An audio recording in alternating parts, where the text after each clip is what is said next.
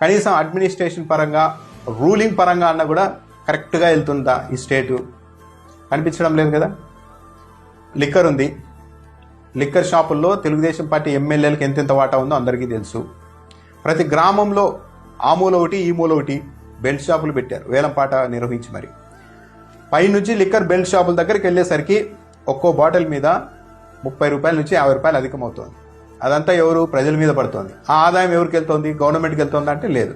ఈ బెల్ట్ షాపుల్లో ఇక్కడ అంతే అమ్మే ఆదాయం అంతా తెలుగుదేశం పార్టీ నాయకుల చేతుల్లోనికి వెళ్తుంది. మరి ప్రజలకి ఇది మంచి ఎలా అవుతుంది?